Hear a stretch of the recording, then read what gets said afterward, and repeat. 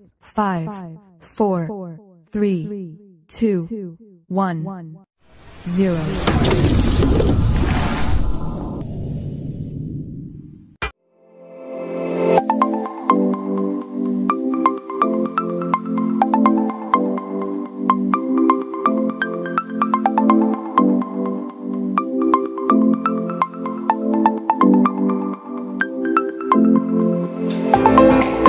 Assalamualaikum warahmatullahi wabarakatuh.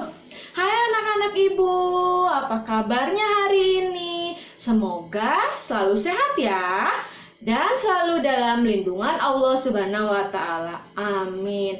Hari ini kita masih belajar melalui pembelajaran daring. Ya, walaupun kita belajarnya masih daring atau jarak jauh, ibu yakin kalian tetap semangat ya.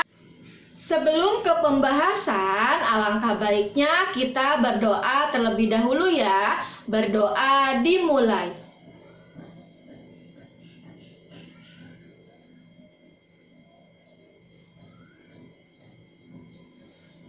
Berdoa selesai. Baik anak-anak, pembelajaran hari ini kita akan memasuki tema 2, pembelajaran 1 dan 2. Tema 2 ini yang berjudul menyayangi hewan dan tumbuhan. Menyayangi hewan dan tumbuhan berarti kita mencintai sesama makhluk hidup. Kita harus menyayangi hewan dan tumbuhan karena hewan dan tumbuhan ini merupakan makhluk hidup, makhluk Tuhan. Dan jika salah satu dari mereka punah, maka keseimbangan ekosistem akan terganggu. Cara menyayangi hewan dan tumbuhan dengan cara yaitu menjaga kelestarian di habitatnya agar tidak punah. Contohnya cara menyayangi hewan yaitu dengan cara memberi makan, tidak menyakitinya, dikembangbiakan agar tidak punah. Sedangkan cara menyayangi tumbuhan yaitu dengan cara menyiram dan tidak merusak tumbuhan yang ada. Baik, tujuan pembelajaran hari ini yaitu 1. Mampu mengetahui dongeng dan memahami pesan dalam dongeng. Yang kedua, mampu memahami sifat kumulatif penjumlahan. Yang ketiga, mampu memahami pola irama dalam lagu. Yang keempat, mampu memahami sikap peduli dan kasih sayang. Baik, kita langsung ke pembahasannya saja ya. Dongeng, ada yang tahu anak-anak apa itu dongeng? Ya, betul. Dongeng adalah cerita hayalan yang menceritakan peristiwa yang terjadi pada zaman dahulu sebagai hiburan atau sebuah cerita yang tidak benar-benar terjadi. Ya, jenis-jenis dongeng ini ada 5. Yang pertama yaitu mite, dongeng yang berisi tentang makhluk halus. Yang kedua yaitu sage, dongeng yang berisi tentang keberanian atau pahlawan. Yang ketiga fabel, dongeng yang mengisahkan kehidupan binatang atau hewan. Yang keempat legenda, yaitu dongeng yang menceritakan asal-usul suatu tempat atau menceritakan terjadinya sesuatu. Dan yang kelima yaitu parabel, yaitu dongeng yang berisi tentang nilai-nilai pendidikan, pesan moral, dan lain-lain ya. Unsur-unsur intrinsik dalam dongeng juga itu ada 5. Yang pertama tema. Ya, tema berarti kita harus mengetahui gagasan pokok dalam cerita. Yang kedua itu tokoh, perilaku dalam cerita yang berupa manusia atau binatang. Yang ketiga yaitu latar, keterangan mengenai tempat, waktu, dan suasana yang terjadi di dalam cerita. Yang keempat itu amanat, yaitu pesan dalam cerita yang ingin disampaikan pengarang kepada pembaca. Dan yang terakhir yaitu yang kelima, alur, yaitu rangkaian peristiwa dan konflik dalam cerita. Baik anak-anak, Ibu akan membacakan dongeng yang berjudul Rubah dan Buah Anggur. Dengarkan baik-baik ya. Seekor rubah berjalan melewati sebuah padang rumput. Cuaca sangat panas ketika ia melihat pohon anggur yang berbuah lebat dan sangat ranum. Buah anggur itu menggantung di dahan-dahan pohonnya, terlihat sangat ranum dan lezat. Mulut sang rubah menjadi terbuka serta meneteskan air liur saat menatap buah anggur itu. Namun sayang, buah anggur itu tergantung pada dahan yang cukup tinggi. Sang rubah harus melompat untuk menggapai buah anggur itu. Saat pertama kali melompat, sang rubah tidak dapat mencapainya karena buah itu tergantung cukup tinggi. Kemudian sang rubah mengambil ancang-ancang dan berlari sambil melompat. Akan tetapi sang rubah masih juga tidak dapat mencapai buah anggur tersebut. Sang rubah mencoba untuk melompat terus, namun semua usaha yang dilakukannya sia-sia belaka. Sekarang dia lalu duduk dan memandang buah anggur itu dengan rasa penasaran. Betapa bodohnya saya, katanya. Di sini saya terus mencoba untuk mengambil buah anggur yang kelihatannya tidak enak untuk dimakan. Kemudian sang rubah lalu berjalan pergi dengan perasaan yang sangat kesal. Tiba-tiba angin bertiup kencang. Beberapa buah anggur tersebut terjatuh, tetapi sang rubah telah berjalan menjauh. Ya, itu cerita dongeng Rubah dan Buah Anggur.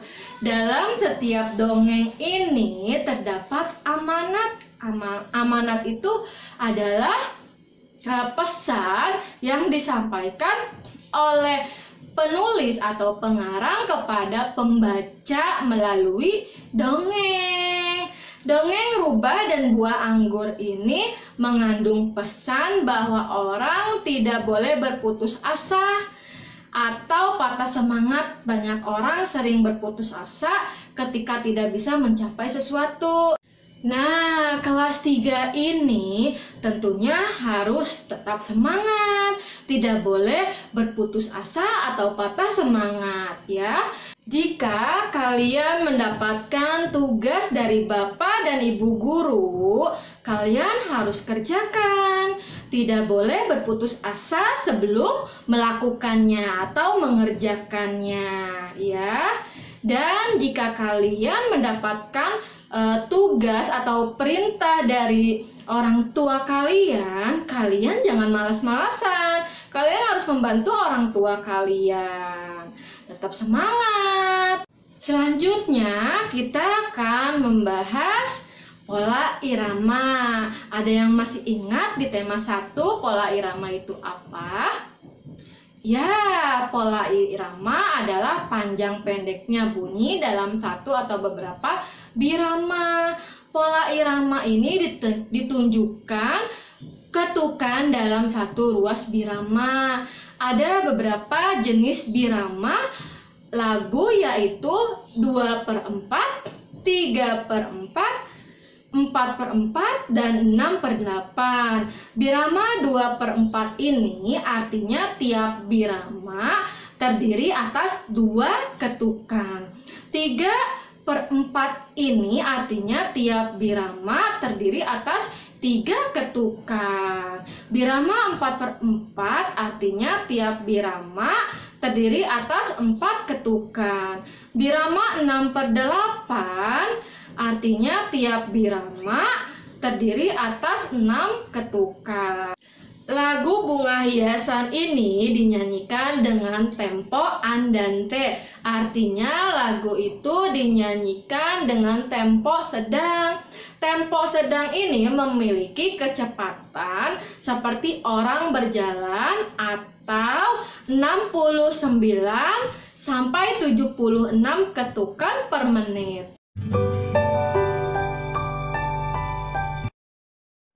Bunga-bunga di dalam taman beraneka warna untuk hiasan. Ku petik bunga untuk kenangan, untuk ibu dan handai tolan.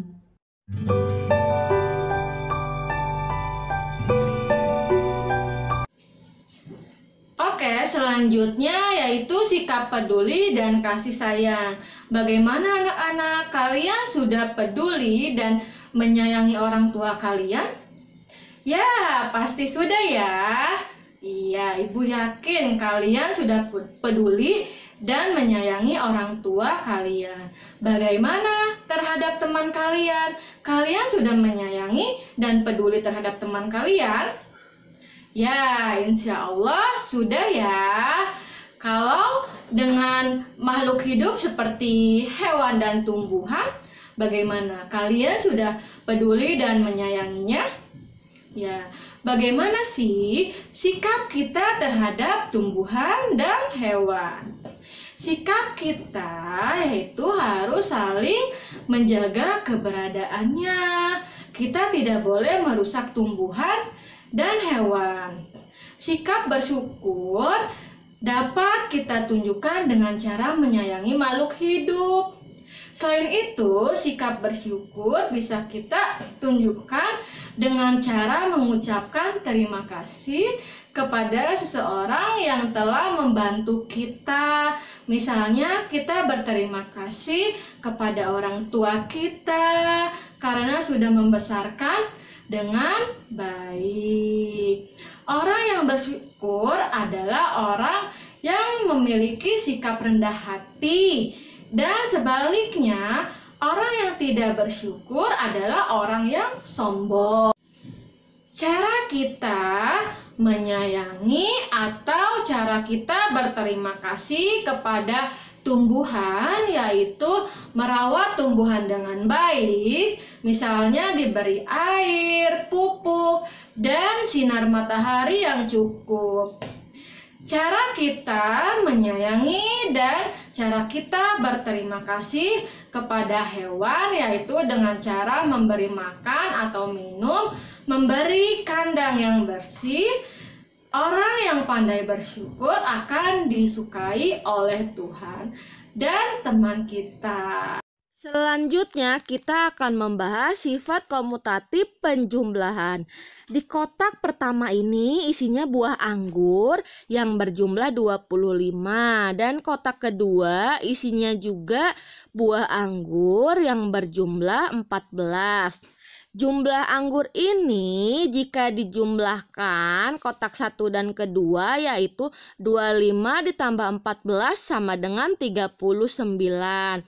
Nah, bagaimana dengan penjumlahan jika dibalik 14 ditambah 25? Apakah hasilnya akan sama 39?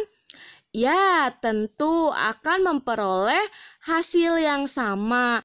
Sifat yang berlaku pada penjumlahan 25 ditambah 14 sama dengan 14 ditambah 25 dinamakan sifat komutatif terhadap penjumlahan.